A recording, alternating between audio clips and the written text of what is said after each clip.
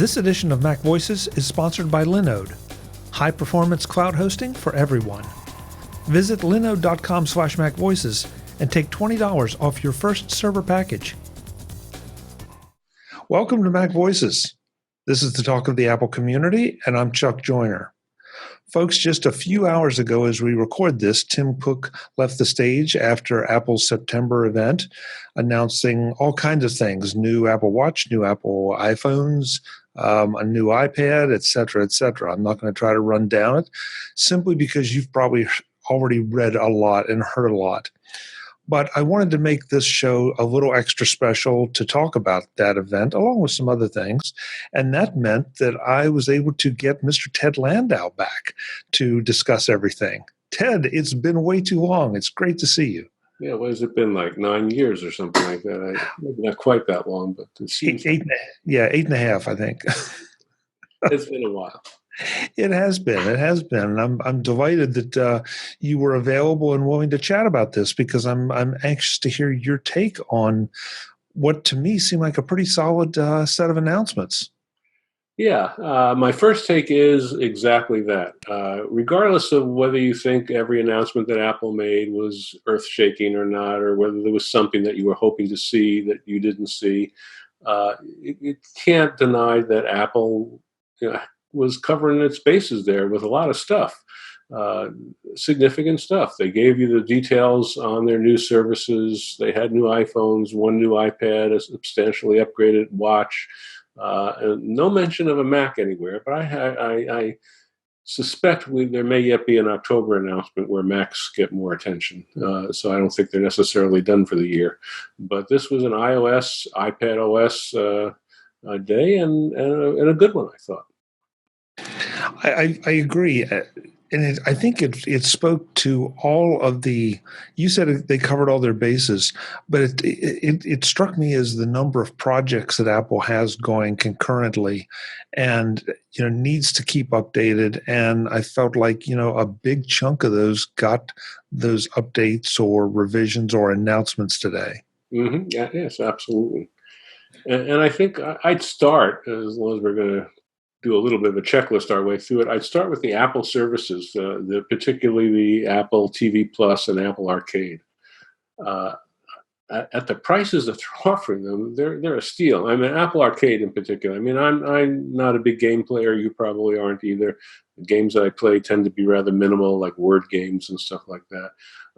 But I do enjoy the occasional arcade game, and the idea of getting 100 what seem to be high quality games. I mean, these are not going to be something that somebody cooked up in their garage over the weekend. These are top notch game developers producing top notch games for the looks of things, and available only through Apple. And you're getting, for the start, I think they said over 100 games, and it's going to grow over time for $5 a month. That's like $60 a year.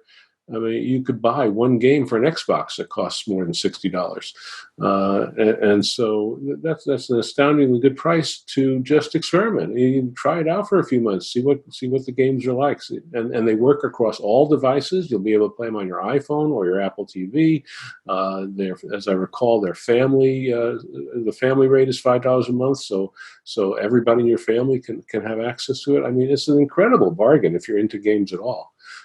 So I thought that was really super. And similarly, maybe not quite so much, but similarly for the Apple TV Plus, you're getting all these shows for $5 a month and a year for free if you buy any Apple hardware. I know Apple was feeling the heat from the Disney Channel coming up with the new Star Wars show that it's going to feature. The Mandalorian or whatever it was, and so they needed to have aggressive pricing, but this is really quite aggressive, I thought. I agree, and I've heard a little bit and read a little bit already, and there's some snark out there about Apple's motivations here, but at the end of the day, I feel like this is something that I've wondered why someone hasn't done, and Disney started down that road in a big way, and Apple just bested them a bit, but these companies seem to continue to think about how much can we charge as opposed to how little can we charge. And I feel like Apple may have cracked that code, because at $5 a month, that's pretty much an impulse buy. I'm going to buy it, and I don't have a lot of motivation to go and cancel it if I'm using it at all. Some of these other services at $7, $10 a month, at some point I'm going to look at them and say, am I really getting $10 worth of value? But $5, is a coffee at Starbucks. I mean, people are not going to cancel. They're going to pay that just to have it available.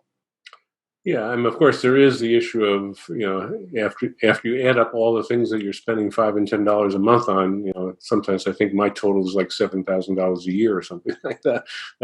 But yes, it is attractive. I'm of two minds on the one hand, I feel like I want it to succeed. It's Apple. Apple does a good job of packaging these things. That's why I've spent the last several decades buying Apple products and sticking with it, because usually when they do it better than the competition. On the other hand, I'm not yet convinced that Apple can do TV shows better than the competition. I mean, Netflix is pretty impressive. HBO is pretty impressive. Disney Channel looks like it's going to be pretty impressive.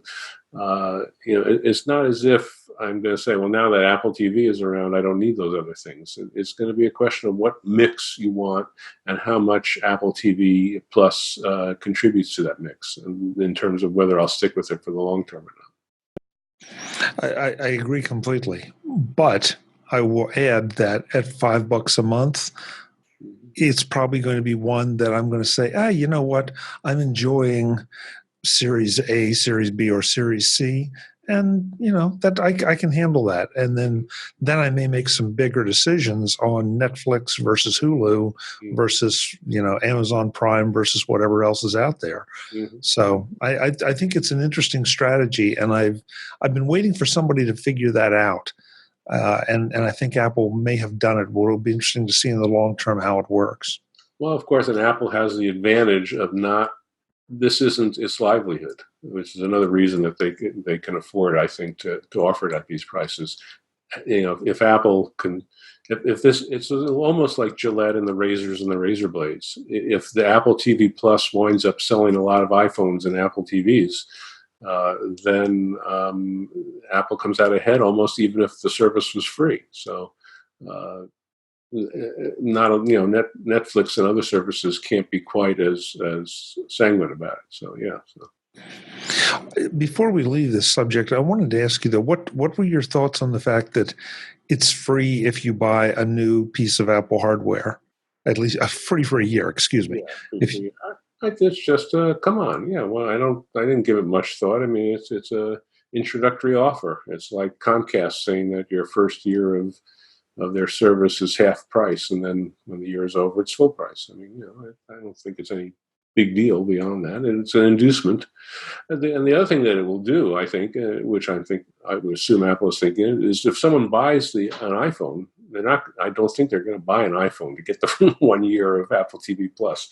But if they get it for free for the year and try it out, then they might decide they like it and renew it at the end of the year, whereas they might not have ever bothered to try it out initially. So, it could get new subscribers that they wouldn't have otherwise had. Yeah, I agree.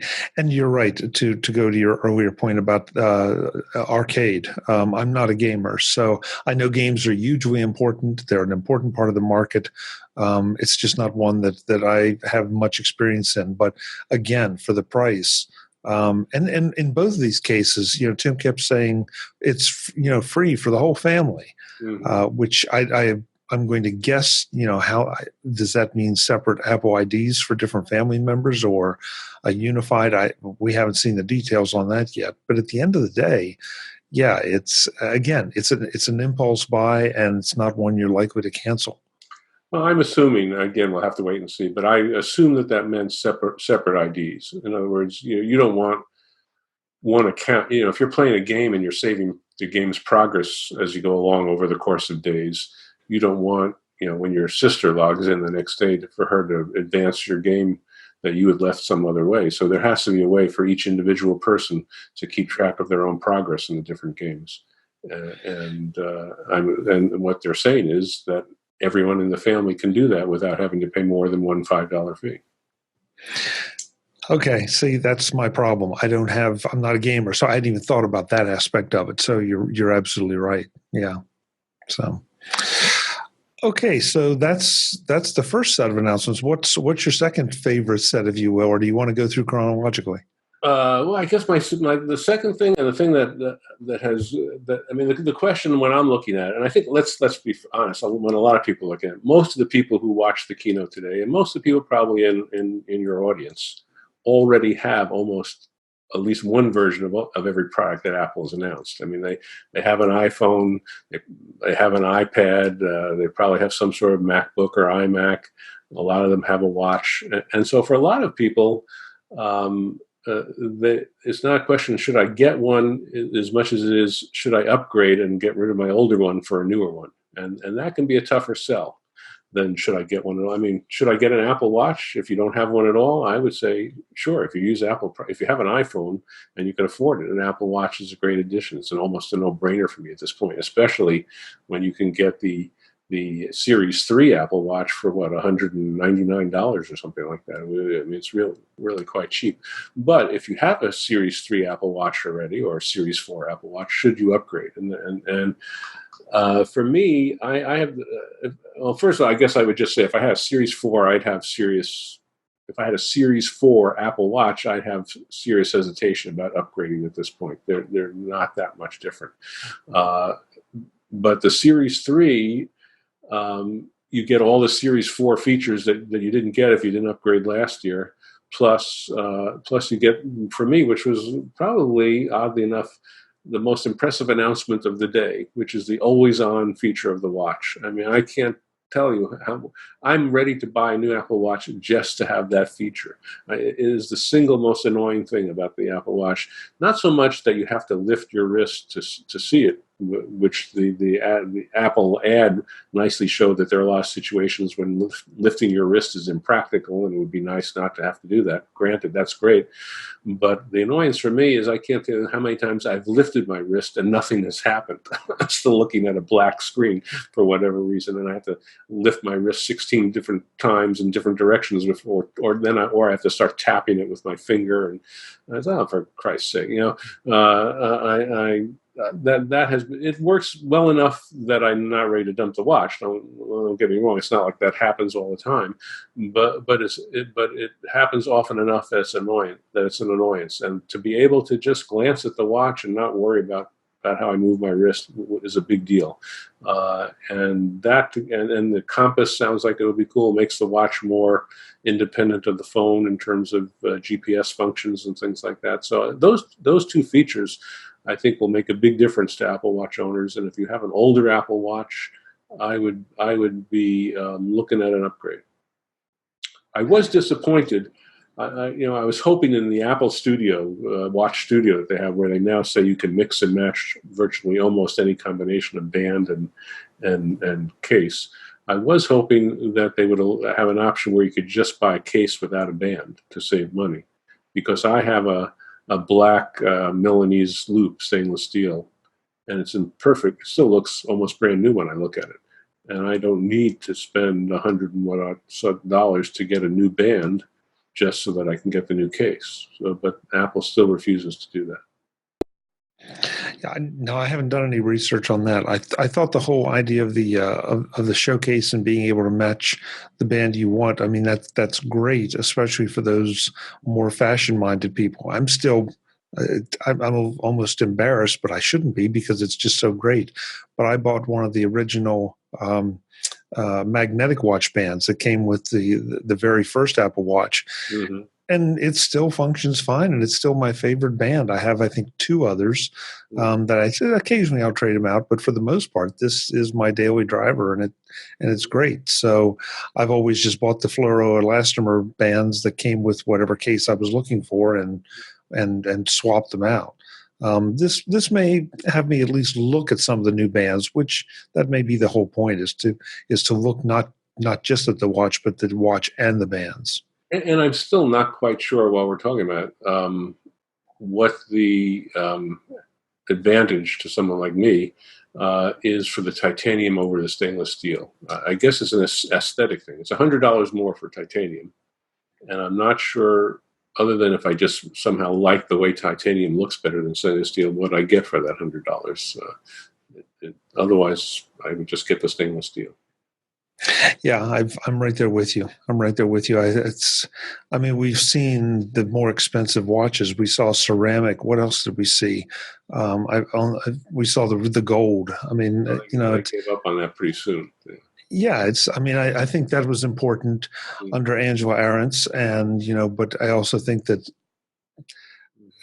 I think that folks figured out pretty quick that these are things that are going to get updated every year, and therefore, do you really want to invest in that? Mm-hmm. So right, exactly. It's not a watch that it's not a family heirloom that you're going to pass on to your kids. You'll be lucky if you use it for 3 years, and so that really places a damper on wanting to spend too much money on the watch. Yeah, We should have a good trade-in program or something where you can really get a nice value for turning in an old watch more than they're given. And I'll be really surprised if we don't see somebody, because I think there have been a couple companies out there that were taking Apple Watch trade-ins. I don't know. I didn't have the chance to research that as we recorded this, but somebody's going to be doing this, because now my Series 4, I mean, it still has a lot of value to it. There's no question about it if I decide to do the upgrade. Yeah, definitely. Just one last thing I've got to ask you about is the way they marketed it as how much of a life-changing device this has been for so many people. Life-changing and sometimes life-saving. Mm-hmm. Yes, I think that's impressive, but I mean, it's impressive. It can't hurt to market it a little bit that way, but most people, be frank, most people will never need those features. I mean, I guess it's supposed it's a little bit like saying, well, most people will never need a smoke alarm, so why get one? Yeah, you get it for those few times that you do. But a smoke alarm exists for that purpose. The Apple Watch exists for many other purposes as well. And I don't think most people go to buy an Apple Watch because it has a built-in EKG feature. It's because they're becoming a little bit like the iPhone. I mean, they just do more and more things over time, and it's just impressive that you have this device on your wrist that's more and more capable of doing more and more things each time Apple comes out with an upgrade. This edition of MacVoices is sponsored by Linode, your solution when you need a virtual server in the cloud. Need a virtual cloud server like now? Linode has you covered. You can deploy a new server customized to your purposes with the features you want in seconds. Time is money, and if you have that immediate need, Linode is there. And even if you don't need your new server that quickly, Linode is there. And these aren't just any servers. These are SSD-based, 40 gigabit, high-performance processor-powered servers that are suitable for web hosting, distributed applications, hosted servers, and more. Pick from a simple $5 per month Nanodes plan, or ramp the whole way up to a high-powered dedicated CPU. When you need to upgrade, as your requirements demand, that upgrade is just a click away. To make some deployments even easier, there's a host of one-click installs, with everything from Minecraft to WordPress. Need to locate your server in a particular location for either performance or legal reasons? No problem. Linode has data centers all over the world, including their newest in Canada and one coming soon in Mumbai. Perhaps most important, though, is their pricing. No surprises, no hidden costs. You pay for what you need, and you pay for what you use on an hourly basis. No hidden data transfer fees like some of the larger cloud services. It's your data. Why would you expect to pay to access it? With Linode, you don't. These are just a few of the features that Linode brings to the table. I want you to visit linode.com/MacVoices right now and see what all the fuss is about, and take $20 off your first server package. Again, linode.com/MacVoices takes $20 off your first server package. You've been thinking about that virtual server all your own for a long time. Make it happen today with Linode. Thanks to Linode for their support of MacVoices. Where do we go from here? You're calling the shots. I guess briefly, I just mentioned the iPhone. I'm saving the iPad for last. The iPhone, Apple overhauled their lineup. It's now iPhone 11 all the way through, which I think is a good naming thing now. I think the whole big debate over how what Apple does with the iPhone X symbol 10 has been settled. It's now going to be 11 and then 12, and I assume going forward, which I think is good. And I like the 11 Pro, the 11 Pro Max. That's good. I think it's a good lineup of phones. Nothing on the small side anymore. You pretty much have to get a bigger phone. The smallest one they make now is bigger than the biggest one they made a few years ago. I think that's all good. The one thing I would say I was looking to here's my dilemma. I'll make it personal. Like most of the people who are, again, listening to your show, I have heard all the rumors that next year is going to be the big year for the iPhone. That's when they're going to have the 5th generation cellular connection and other new features that will be substantial, and probably a redesign of the case as well. And so the question for me is, are there going to be enough new features in this phone to make me want to say, I don't want to wait till next year, I want to get one now? Because the phone I have is 2 years old, which is not terribly old, but for me, I think this is the first time since the iPhone came out that I kept the phone for 2 years. I've gotten a new one every year until now. So a 2-year-old iPhone is ancient for me, and to now consider going 3 years would be ridiculous. But that's what I'm thinking of doing. I'm pretty sure that I am, because when I thought about it, the only thing that would make a difference to me on a day-to-day basis, and the fact that it has a better processor, I'm sure things are faster, and a couple of the other features that make a difference. But the only thing that really I would notice with any regularity compared to the iPhone 10 that I have now is the camera. The camera that has the new ultra wide angle, that has the night mode, and the other new features that it has, that's it. And so, and I think most people will view it that way. And so the question becomes, how important is an improved camera, and how important specifically are the features that in that improved camera are to you in terms of whether you're going to upgrade from a recent iPhone 1 or 2 years old to this one. And I honestly think most people will be reluctant to do that. I don't think the camera features are enough, especially considering the price. I mean, I have one of the higher storage end iPhone 10s. I think 256 gigabyte. I'm not sure. Maybe I have to check. I think to get that on an iPhone 10 Max, iPhone 11 Max. We're talking about what? I don't have the price specs in front of me, but $1,200-$1,300, somewhere in that range, I think. So it starts at I think $1,100 is for the cheapest one. So that's a lot of money to spend for a phone, especially if you're thinking of getting another one the next year when an even bigger change is made. So I think probably if I had to say what was I most disappointed in, but not really surprised, disappointed, just disappointed nonetheless, it would be with the iPhone announcement. Okay, I'm kind of surprised to hear you say that, because I looked at the iPhone announcement as pretty strong, because now we don't forget, we have the 11 and we have the 11 Pro. And so I assume it's based on the prices you were quoting. I think you're talking about the Pro, are you not? 11 Pro, yeah, because that's the one that has the 3-lens camera. Right. I already have the iPhone 10 that has the telephoto. I wouldn't want to trade that to get the iPhone 11, which has the wide angle and the ultra wide angle, would not make it for me, because I use the telephoto lens much more than I would use an ultra wide angle lens. Telephoto lens has been critical for me, and it's one of the reasons it was a no-brainer for me to upgrade to an iPhone 10 when it came out. I just knew I wanted that telephoto lens, and I was right. And so for me, the only upgrade I would consider would be the iPhone 11 Pro or Pro Max. Yeah, that's the one I have to admit I'm struggling with too, because of the pricing and the capabilities. The capabilities would be nice. I think I would use most of them. But I don't know. But looking just at the iPhone 11, not the Pro, but the 11, I feel like they've really strengthened the quote-unquote mainstream iPhone in a lot of ways.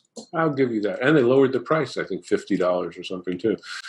Yeah, so the iPhone 11 is more competitive than the iPhone XR was last year. Yeah, that's true. And if you, the iPhone 11, if you haven't upgraded your phone in a couple of years, if you're still with a 7 or an 8 or even a 6, the iPhone 10, the iPhone 11, the basic iPhone 11 is a real attractive looking upgrade. That's true. You get a lot of new features for a reasonable price.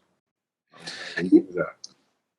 Yeah, I'm anxious to learn more about the new version of Filmic. We've had the folks from Filmic here on the show, and I mean it's a phenomenal app. I use it for pretty much any video that I'm doing on my iPhone, and to see what they were doing with it on the new iPhone Pro kind of blew me away. But I also am starting to look at maybe that device akin to the hopefully soon to be released Mac Pro, where it's starting to stretch out into an honest to God pro machine. Not the ones that we all would like to believe we're all pros, but a real pro machine, a pro price tag, but also pro capabilities. No, I will say I think the iPhone cameras have been amazing for the fact that it's built into a phone. It doesn't, I have like a Canon, not point and shoot, but one of the fancier Canons, not a single lens reflex Canon, but the sort of middle grade Canon. And I rather use the iPhone. I mean, the Canon has a better telephoto lens. It has more control over aperture and f-stops. It has all those features that the iPhone lacks. But at the end of the day, even if it wasn't for the inconvenience of having to carry the Canon around if I wanted to use it, ignoring all that, at the end of the day, when I look at the photos that I take with the two cameras, the iPhone camera photos look better. I don't know. I mean, I can't say for sure why, but I mean, they're sharp. I can't say for sure why they turn out that way. I can tell you why I like them better. They're sharper. The colors look truer. But it's just amazing that built into a phone of all things with these little tiny lenses that they can do as good as they do. And yes, that's great. As for the video, my feeling is video, I still think is somewhat of a niche activity, at least from my perspective. I take video from time to time, but I don't. You go to expos and shows and record video to post onto YouTube or your website or whatever. Video is important to you. I see that. But for me, I don't have any work-related activity that I use video for. I don't work anymore. So I take video for recreation, and I find that for recreation, it's rare. One of the things I do with photographs is show it to other people. That's the fun of taking photographs. Oh, look at these pictures of my vacation or of this or that. And I find that people aren't that interested, and I lose interest ultimately in showing videos of anything.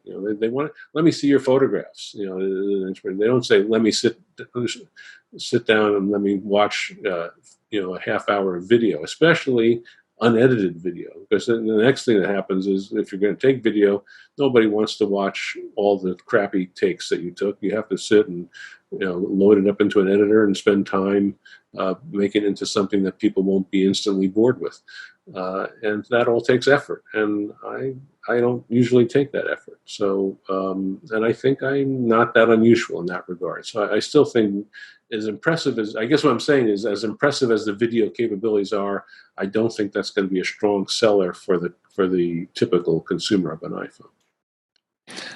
And again, I don't disagree with you. I mean, I think it's nice to have, and there may be a generational difference here that they were showing what I think the video selfies, or I forget what Phil Shores. Oh, the slow-mo video selfies. Slow, yeah. But so that may be a generational difference, and maybe you and I just, because I kind of agree with you on the video, and my video is intentional. It's not just I go to shoot video. I don't just happen upon something and say, oh, I'm going to video this. Right. So yeah. Yeah, but overall, I mean, I was glad to see the iPhone 11 get strengthened. There's the 11 Pro, if that's what you're into and you need those capabilities. But the 11 it no longer feels like an also ran. With all due respect to the folks who bought the XR, that always just felt like, okay, this was the compromise iPhone, and the 11 is no longer a compromise machine. I think I agree with you. I mean, when didn't last year, didn't they announce the 11R? The 10R after the pro level, so to speak, announcements. I think it came out a couple of weeks later or something like that. I think you're right. And it was almost like an afterthought. It was like, okay, for you people who don't really want the real iPhone and can't afford it, we have this cheaper one that will sell you. It doesn't feel that way this year. It feels like, yes, it's part of the product line. Yeah. Agreed. And it was incredibly popular, so maybe Apple woke up and said, "Whoa, people actually want this cheaper thing." So maybe we shouldn't consider it an afterthought. Let's really make it part of the product line, and they did. Okay, so you were looking forward to talking about the iPad, and I'm anxious to hear what you think. Yeah, the iPad. They announced a new iPad today, which I don't think was a spectacular announcement. In fact, the main thing that left me scratching my head with was how different it would be from the iPad Air, whether it now makes sense to keep the Air and the standard iPad in the lineup, because they're both so similar. I think the iPad Air has a slightly bigger screen and a faster processor, but really, I would be hard-pressed to tell somebody why the iPad Air makes more sense than saving money on the iPad at this point. Because the feature set is otherwise quite similar, unless you really need the faster processor. So that left me wondering a little bit, and there was really nothing new in the new iPad other than that it added features that other iPads had at a lower price point. But what I'm remain excited about the iPad is the forthcoming iPad OS that they talked about. It is. I am almost embarrassed to say I have not installed the beta version of the new iPad OS. I sort of decided I don't have two iPads anymore to play with one, and I didn't want my main iPad to have beta software, and so I just said I'd wait. So I can't speak yet from firsthand experience with the iPad OS, but I've looked at enough articles and videos of the new OS to get an idea, and it just looks amazing. The multitasking features with the slide over capabilities that have been added, the new text editing features, the new way that you can use a physical keyboard with more shortcuts, the ability to attach external hardware. And I might add in terms of attaching external hardware, I might add that I got an iPad Pro earlier this year, and I was a little bit worried about switching to a USB-C port, and suddenly I would have a new connector to worry about. My iPhone cables wouldn't work with my iPad cables. I'd have to carry around two sets of cables. And isn't that going to be a pain? And why do they have to do this to me? It actually turned out to be not as much of a big deal as I thought it would be. I'm used to it now, and the ability to add peripherals more easily with the USB-C port, especially when the iPad OS 13 comes out, is clearly going to be worth it. And I just wanted to raise the fact how long I have been waiting. This is like the ship coming in that I've been waiting for almost 10 years. And I know I emailed you with this information, but I went back and looked at some articles I wrote. I'm not writing articles anymore, so I can't point to any new articles I've written. So I went back and looked at my old archive of articles, and I found two articles in particular that address this issue. One dates all the way back to 2010, the year that the first iPad came out, and it was called something like "File Sharing on an iPad." ... Ugh. And I detailed, I showed how easy it was to share a file between two Macs. Like I said, if you had a MacBook and an iMac and you want to get the file from your MacBook to your iMac, it's like, and you're done. You want to do the same thing to get a file from your iPad to your Mac, it's like, do you have a half a day to devote to this? And I detailed all the steps you had to go through this whole awkward export process. And then when you were done exporting the file on your iPad, you had to connect the iPad with your USB cable to your Mac, and then you had to launch iTunes, and you had to go into the special file sharing section of iTunes and locate the file, and it literally was a nightmare. And I said, this is, if people expect you to do any sort of file sharing on it with an iPad, this clearly isn't going to work. And with the new OS, file sharing is finally, I think, I'll confirm it when I finally try it out, on a par with going from Mac to Mac. It's already quite easy now with iCloud Drive, or with the current version of the software, and it's going to get only better with the iPad OS. And the other article that I wrote a few years later, I think it was 2013, I wrote an article, well, I don't have to remember the title, I think I have it here, Why the iPad Still Can't Be a True Mac Replacement. And it was written, in 2013. And I talked to, and I said, people, by this time Apple was talking about the iPad as a possible replacement for a laptop. And I was saying, no, there's no way I'm going to replace my laptop with an iPad as long as the iPad still can't do X, Y, and Z. And some of the things that I said that made me say that the number one thing was that there was no external storage. There's no way I could back up an iPad beyond any sort of iCloud backup. I'm not even sure there was an iCloud backup back then. But there's no way I could just copy a file to an external hard drive and then have an archival copy of it. There's no way to attach an external hard drive. To me, that was a big deal, that you just can't attach external drives to an iPad. And I mentioned that the keyboard was awkward in terms of the combination of how you would have to use your finger on the screen all the time, even though you had a physical keyboard. The keyboard shortcuts weren't sufficient to be enough of a substitute for touching the screen. And when you did try to touch the screen to move the cursor, moving the cursor with the loop tool that they used to have was just a major pain in the butt. You could spend 5 minutes trying to position the cursor to exactly where you wanted it to be, and that was all of a problem. And then I think also I started talking about multitasking, and you still were limited to one window at that time with the iPad. And I said, compared to a Mac where you can have 16 windows open at once and transfer things from one window to another with ease, having just one window on an iPad just doesn't make it. And I went on with a couple of other things as well. And I can say that almost everything that I wrote in those articles that I said had to be fixed in order for the iPad to truly be a laptop replacement have been addressed by the current OS, and now even more so with the new one that's coming, the iPad OS. And so it's really a great day for people who enjoy using an iPad. I can make you feel a little better because I have not installed the betas either. My reasoning is similar to yours, with the addition that I don't want to get used to playing with a beta feature and then find it doesn't make the ultimate release. So, but for whatever reason, I feel like inevitably it seems like for literally years we've been talking about, what did you say, 2013, that we've been trying to replace Macs with iPads, and they're two different things.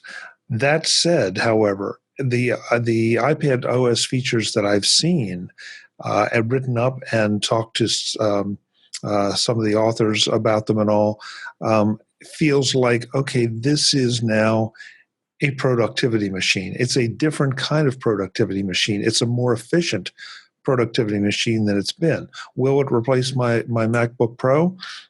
Probably not. But I do feel like it'll be a lot more versatile productivity machine, and that can be used in situations that my MacBook Pro probably couldn't. Full replacement, not so sure. I'll let you know when we get a hold of it. But I feel like we're definitely farther down that road for those that are really trying to achieve that particular goal. Well, I guess, yes. I don't. Well, actually, you're segueing into the next thing I wanted to talk about. So beautiful segue. Thank you. Which is what I would recommend in terms of an iPad versus a Mac, in terms of purchasing, depending upon the type of user that you are. And when I tried to come up with it, I ultimately said there is no one size fits all recommendation that I could make. So ultimately, I tried to break it down into 3 categories. I said there was a sort of low, middle, and high-end consumer. By high-end, I don't mean pro user. I just mean a high-end consumer type user. And I would make different recommendations for each of those categories. And so just to give you an idea, and this isn't written in stone, I just thought about this in the last day or so as I was thinking about the iPad announcements coming up today. I said, at the low end, I said, is somebody who probably could get by just with an iPhone. We recall that there are large numbers of people on the planet right now whose smartphone is their only computing device. They don't have a laptop, they don't have a desktop, that is it. And they get by with that. And I know lots of people who think that's perfectly fine. Some of my friends that's true for. Not too many, most have something more than that, but I know people who don't. Well, I certainly know people who have just only an iOS type device as their computing devices, no Mac of any sort whatsoever, and they're perfectly happy with that. So if you are that type of user, I would say, if you want to expand beyond your iPhone, if you're saying, I'd like something more than an iPhone, even though I've been pretty happy with it, get an iPad. That would be my recommendation. If you're pretty happy with an iPad, you'll be ecstatic. I mean, if you're pretty happy with an iPhone and that's it, you'll be ecstatic with an iPhone and an iPad. No need to look at Macs at all. So that would be the low end user, and I'd probably say get an iPad or an iPad Air. They probably don't need a Pro if they're that type of a low end user. The next category I'd say would be the type of person who has a need for mobile computing, finds that an iPad probably isn't sufficient for some of the things they want to do. Maybe there are apps they need to run that only run on a Mac, or maybe they need the more traditional Finder file system and all the windows that can be opened that still can't be duplicated on an iPad, whatever. They want, and they need something like a Mac. They're not quite committed to an iPad, and they don't want to get 2 computing devices for monetary reasons or convenience reasons or whatever. For that type of user, I would say get the largest iPhone you can. Get the iPhone. Well, these days they're all large. So the iPhone 11, the cheapest one, is still pretty large. So get an iPhone 11, or if you want to splurge, get an iPhone 11 Pro Max.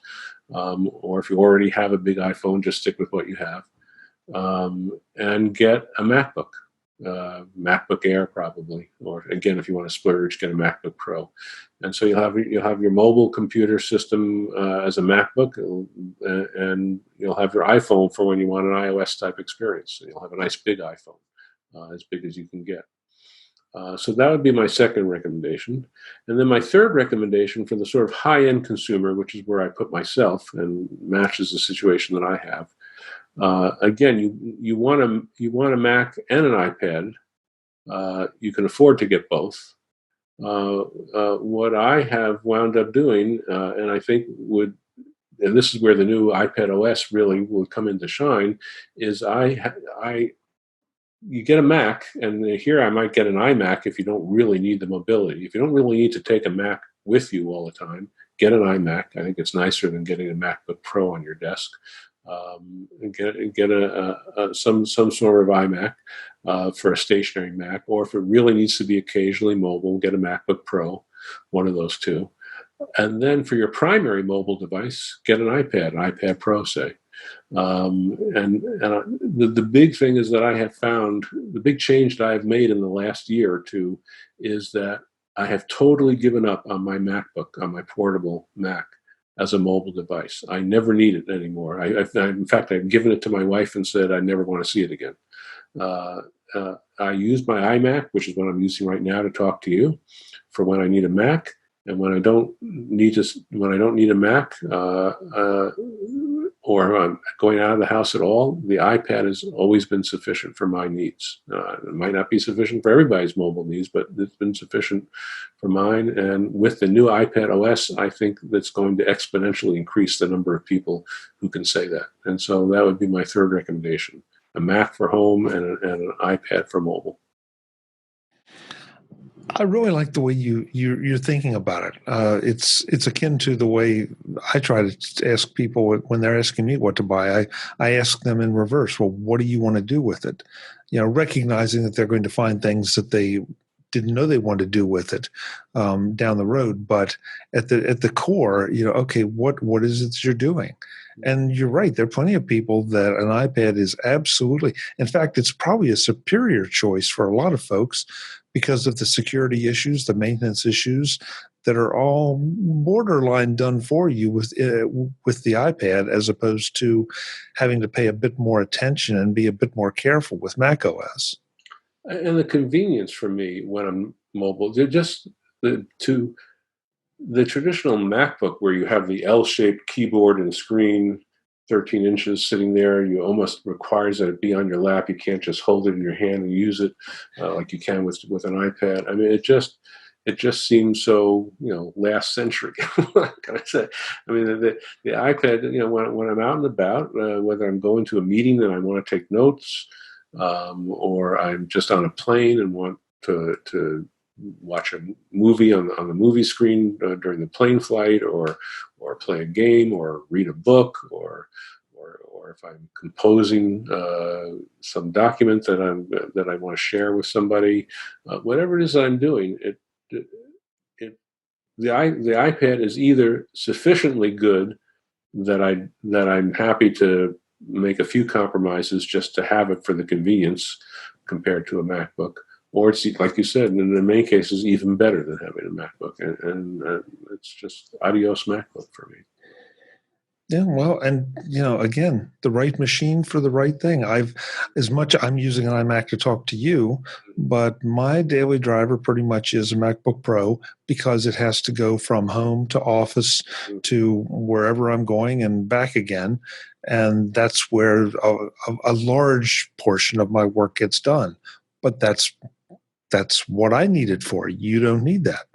I would be seriously hampered if I was using an iPad or an iPad Pro to try to accomplish all of the things I do on my MacBook or MacBook Pro.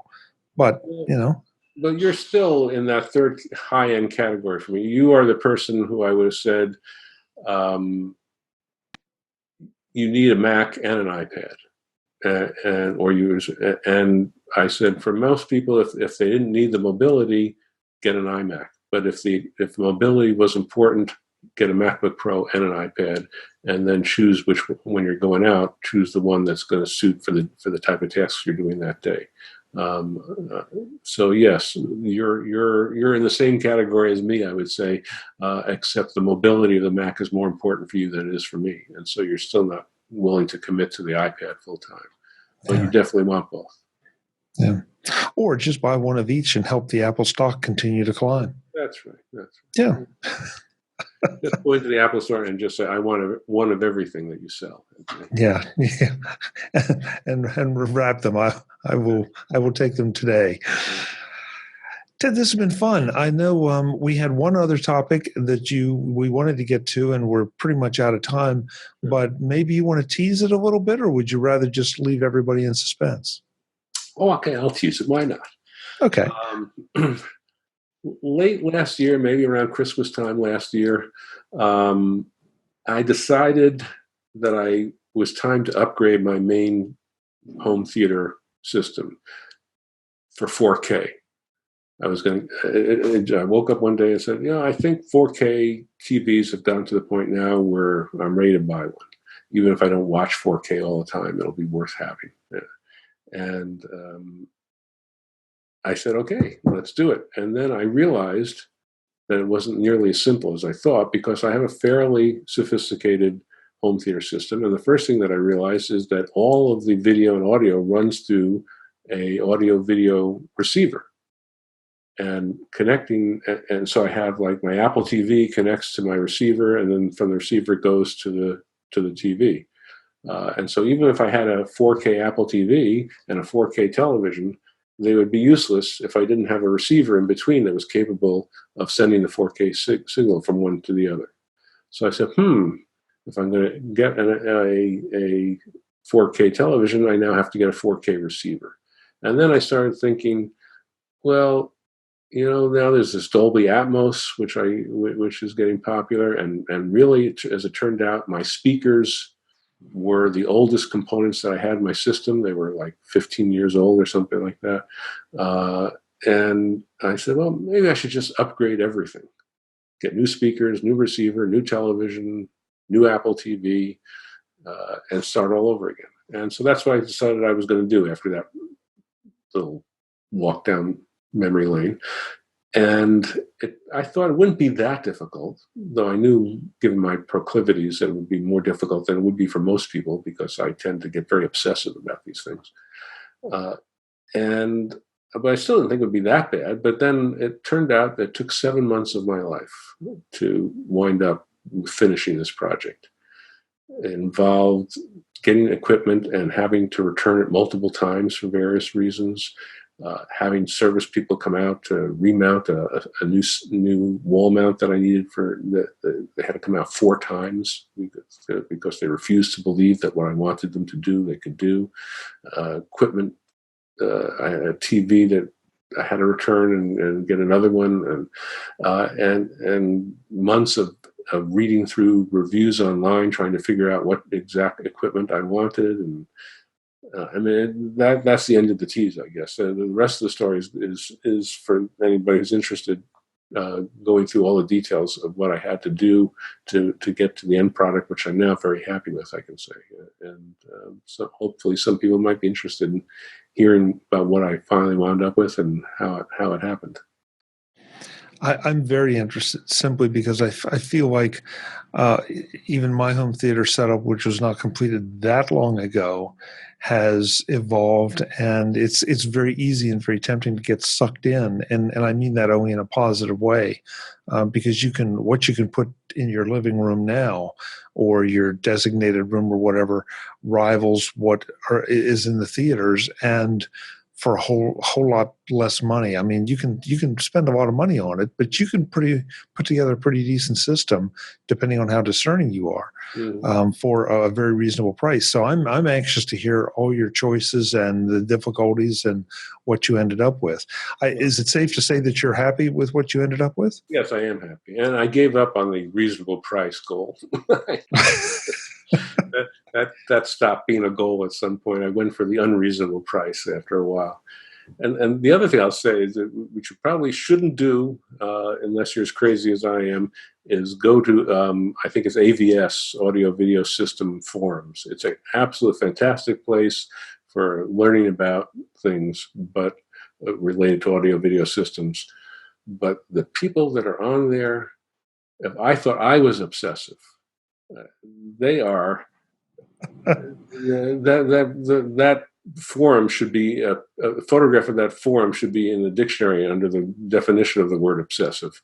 For instance, just to give you one example, there's a thing called Black Crush, which I didn't even know existed. Have you ever heard of it?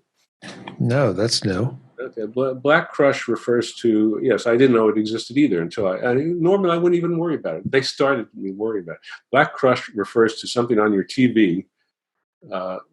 We're getting past the tease here now, but as long as we're riffing here, it refers to if the black area of your of a scene. So you're looking at a scene, and it's an area that's largely black, and if the definition is sufficiently poor so that it just looks like solid black, even though there should be some shadow lines in there, so that you should be able to distinguish something other than pure black. So there should be dark shades of gray and black, but instead it becomes just all black. And that's called Black Crush. And people want to avoid that. Black Crush, bad. Not Black Crush, good. And so they will discuss, they'll say, well, this TV, I tested it. And how do you find out if you have Black Crush? Well, they have little programs that you can run, YouTube videos that you can download that will start off with 100% black, 99% black, 95% black, and progressively get more and more white. And if you can go like from 100 to 90 and not be able to tell the difference, then your TV probably needs to be adjusted, because you should be able to see a difference between 100 and 90. and on and on and on. And people spend, it sounds like when I read these things, people spend weeks adjusting their TV so that and that's just one little minor thing. I mean, that they're worried about. There's like 100 things like that they're worried about. And by the time I get done reading, it's like going to a medical website and discovering, that if you have a hangnail, you could be dying of a rare form of cancer. Suddenly worrying about all sorts of things that you didn't know you needed to worry about before, and you can drive yourself crazy. I don't know how these people have time for anything else other than worry about the quality of their TV picture or their sound. I didn't get the sound is a whole other thing where they worry about the sound separation and this, that, and the other thing that the receiver that I have is supposed to be able to do. And whether how good is the subwoofer, and how to tell whether the subwoofer is pumping out all the sound that it should, and what to do if it isn't, and on and on and on. So on top of all the hardware decisions that I had to make, was then worrying about all these other things, and whether people, I'm sorry, I'm rambling here a little bit, but people would write on this website about how they would get this device and the black crush wasn't, or something like that, wasn't quite what they wanted. And so they returned the TV 5 times until they got one that was the way they wanted. Literally, I'm not making this up. Somebody actually said that. And we're talking about a 65-inch TV that he has to cart back and forth 5 times. Because he was convinced that the reason it wasn't doing it was that some of the units were better than others at this particular feature. It was just a hardware defect that some units had and some units didn't. And so he kept returning it until he got one that didn't have the hardware defect. All right, this is definitely a show we have to do, because thank you. Now I've got to worry about whether I have black crush or not. But yeah, I want to hear all the details. That's going to be a lot of fun. Yeah, it was an adventure. I can't say I enjoyed the finished product. It was not an enjoyable process to go through, but okay. Now that it's done, I'm enjoying it. All right, but we will come back and find out what your choices were and why, and a little more about some of the details. Okay. But in the meantime, thank you for doing this tonight. This was a whole lot of fun, and I will look forward to us getting that particular show together and bouncing it around. Great. Yes, it'd probably be good not to wait so long between our little talks as for the last time. So. Yeah, definitely. Thanks, Ted. I really appreciate it. We'll do it again. All right. Thank you. Thank you for having me. Folks, I'm Chuck Joyner. This is MacVoices. I'm looking forward to Ted's next appearance here to hear about his home theater adventures. But for now, hopefully we've given you just a little bit of insight into Apple's announcements. Anxious to know what you're going to buy, what you're not going to buy, and what you think. Drop me an email, chuck@macvoices.com, or post something in our Facebook group. I would love to hear from you. Until the next time, and as always, thanks for watching. Visit MacVoices.com for show notes and to connect with Chuck on social media. Get involved in our Facebook group or like our Facebook page, and get more out of your Apple tech with MacVoices Magazine, free on Flipboard and on the web. And if you find value in it all, consider supporting us through either our Patreon campaign at patreon.com/MacVoices, or by making a one-time donation via the PayPal link on our front page and in the show notes of each episode. You will join these fine people who help bring you Mac Voices.